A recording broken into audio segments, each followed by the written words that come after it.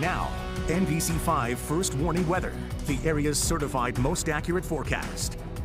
And it's just amazing, though, Ben, to see all the people that are coming out and assisting and asking if they need assistance with anything, or just people really just stepping up. It's amazing how fast all of the relief funds are getting going, too. I was in downtown Burlington last night, and there was one place that was donating all of their proceeds from the night to flood relief, which is good. You know? That's amazing. Especially considering Burlington didn't get the brunt of it, obviously supporting everyone in the Green Mountain State.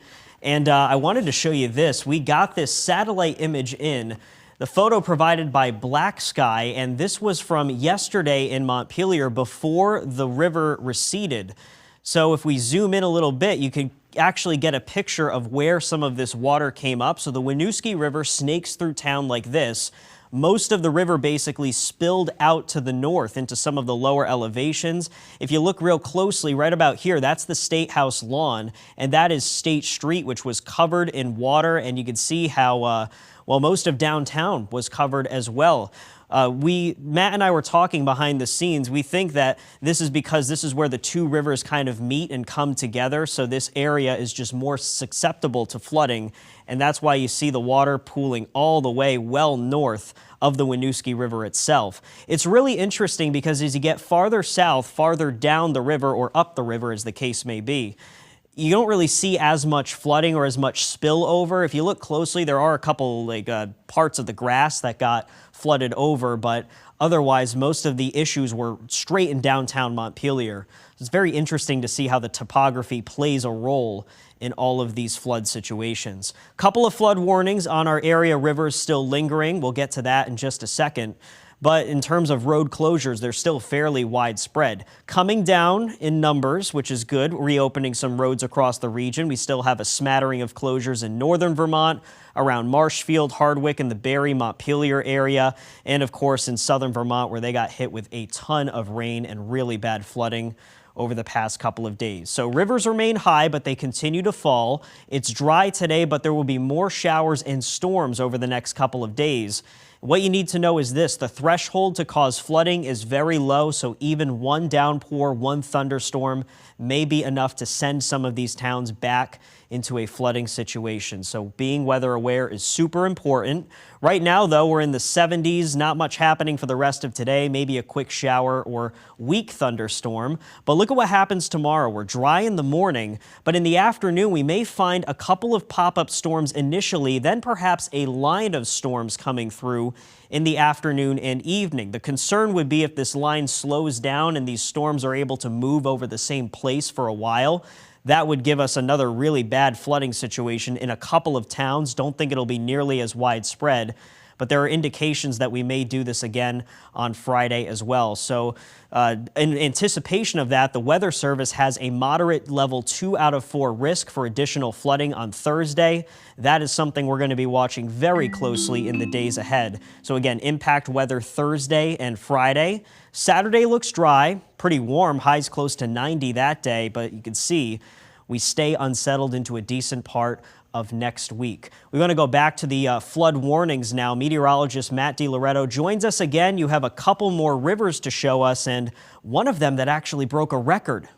That's right, Ben. We'll actually take you out to the Otter Creek in Rutland first, just to show you that it is coming down pretty quickly here, just exiting moderate flood stage into minor flood stage. So that's why there is still a flood warning up, but impacts are certainly decreasing. I mean, you could see how quickly that Otter Creek rose as well from around the middle of the night on Sunday when it really started to come down, and it peaked at about 16.36 feet, which is just about a foot below the record of 17.7 feet. And the Lamoille River in Jeffersonville actually did hit the record by a couple feet there. It actually broke that record.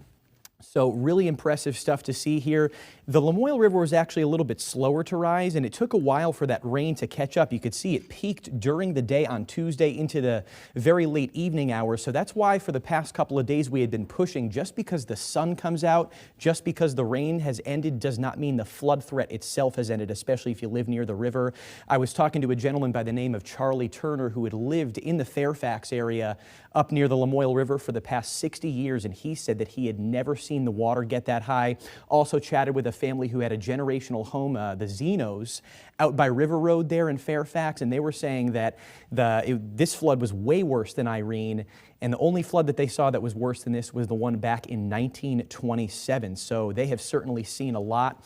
So it just puts it into perspective just how bad some of these areas were hit. And of course, we had some very hard hit areas in eastern Vermont as well. And for that, we've got Marissa Vajevany in the Weather Lab to tell us a little bit more about what you're seeing out there right now. Marissa, where are you?